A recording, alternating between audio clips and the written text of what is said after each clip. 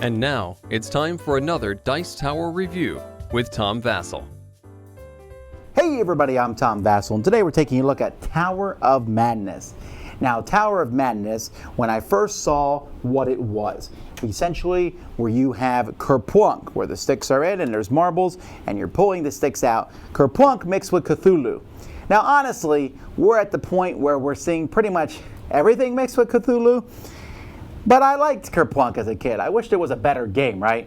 You just pull the sticks out until the marbles fall. I mean, it's an old, ancient game that has sold for years and years and years in stores. Adding Cthulhu in, does that make it different? Well, yeah, it does. In fact, I think this game would be better described as Kerplunk meets Yahtzee and Cthulhu. And in this game, sometimes you want the marbles to fall. Let me show you.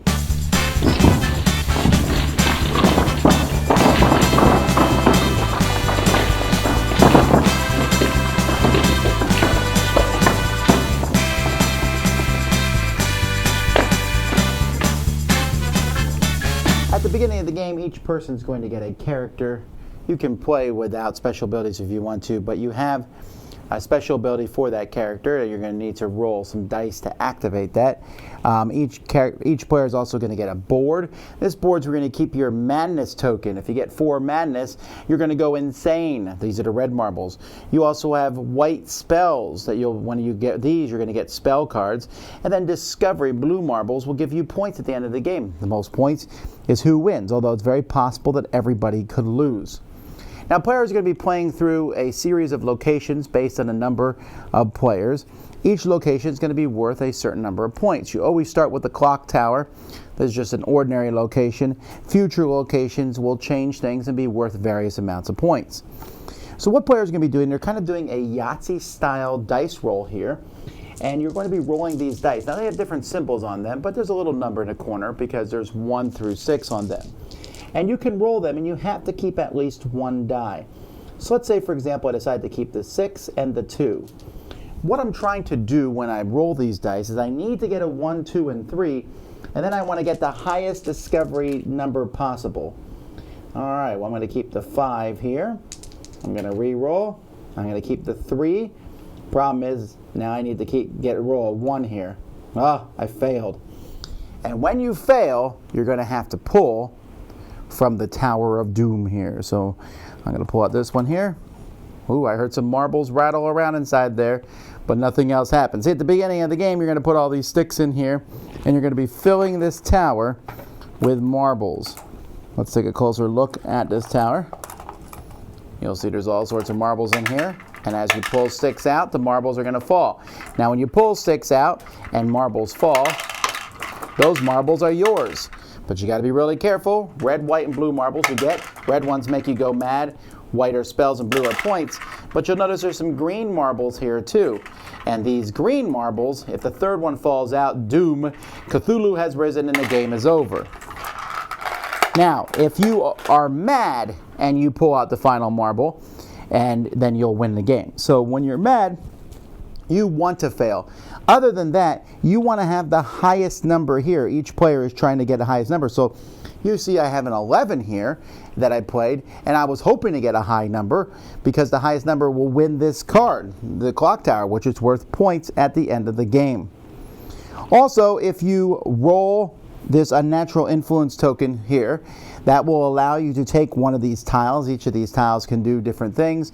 Like here, I can cancel a card or cancel having to pull one of the sticks. I'm no madman, give away one of my madness tokens, things like that, or get a free reroll. And then at the other part of the card, here you have that special ability. So here, this detective here adds 2 points to every location he's won at the end of the game.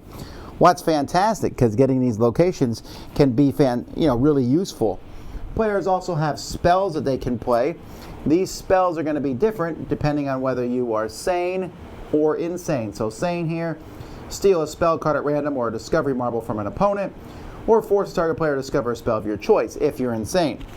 Here, heart dice are wild and may be rotated to any side, or after a player's done playing, force a reroll of their heart and 1 discovery dice. So there's lots of different spell cards that you can get, again, from having the marbles drop. And there's lots of different character cards that are included with the game. that you can have, and of course every character can go insane. And you can also play with very basic ones, the same characters, but with no special abilities. So that's pretty much how the game plays.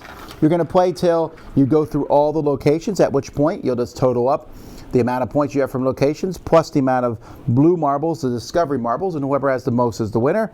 Or everyone can lose if the tower collapses, unless the person who pulled these, which makes it collapse, that person will win the game if they're insane. Okay, so let's take a look at the tower. You've already seen that there's like a paper roof that folds off and gets put on the tower. These sticks, they actually look like some tasty treats that you could eat. But all these sticks, it actually takes a bit to set the tower up. The sticks themselves come out pretty easily. They're put in very specifically. When you put them in the tower, you stick them in these green holes here. The tower itself is a magnetic tower. So it comes in flat in a box, and then you just put it, and it snaps into place like that. Fits on this plastic base. Everything is good. My only complaint here really would be the marbles.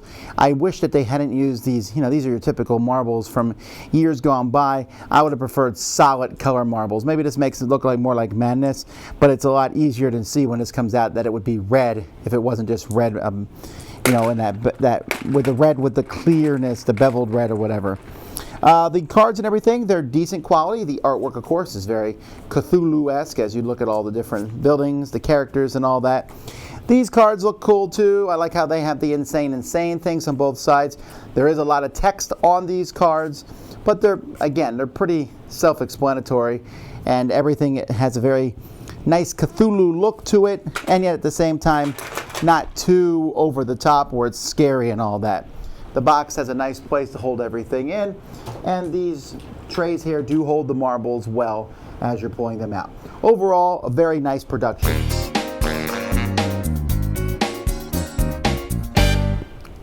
Oh, sorry. Now, the component quality here is really cool. The whole thing has a really good look to it on the table. And I think that's important to mention because the price for this game, for what it is probably slightly on the higher side for me, because in essence this is a fairly light game. It's actually more about rolling the dice than it is about pulling the sticks. The sticks is a punishment. It's a fun one, right? Everyone's like, pull a stick, pull a tentacle. But the whole game is about rolling the dice. You need to get 1, 2, 3, A, B, C. You need to get 1, 2, 3, and then you want to get 2 high numbers. So it's kind of since everyone goes in order, so the first person might get 1, 2, 3. You concentrate on getting that, and then you take whatever you get, maybe a total of 7.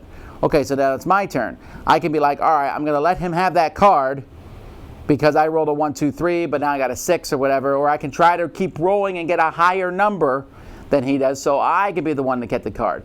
And that's a pretty cool concept. I like that. I like that there's a little bit of Yahtzee with push your luck style mixed into it. Now, granted, a bunch of bad rolls, you pull some marbles, and it's always possible that the doomed marbles fall fairly quickly. I played some games where it was doomed pretty fast, and then I played games where the green marbles never fell out at all. But there's that tenseness of, okay, I need to roll higher than the last person. And in reality, the game is not that complex. Sure, you have special abilities, and you have a special ability of the location itself. So let me talk about some of these locations. So here at the town hall, if you roll double hearts, 2s, you can remove a madness marble from your tracker. In the sewers, if you roll triple brains, you draw a spell card. You can take a madness from one player and give it to another. Here in Innsmouth Church, if you roll double 4s, the tentacles, you automatically lose. You go to the cavern, if you roll 3 of a kind in a single throw, you get a new location added to the deck. And these aren't hard things, they just give a little bit of flavor, that plus your spells, plus your special ability. It's just silly fun, right? This game is more silliness. It's from Smirk Dagger, although I honestly could have fit into the Smirk and Laughter games. There's some take that in the game, not a lot, but it's mostly about rolling dice and trying to roll better than the last person. Then when you pull the stick, there's really no strategy to that because unlike Kerplunk, you cannot see the marbles that are in this tower at all. So you pull one and hope that marbles that are good. You don't want madness. And then once you are mad, you just go crazy and try to pull it out. I've seen the game won all 3 ways, where everyone loses, where an insane person wins, and where someone wins via points. It's not a long game. It could literally be like 10, 15 minutes, but there probably will be 30 minutes or more.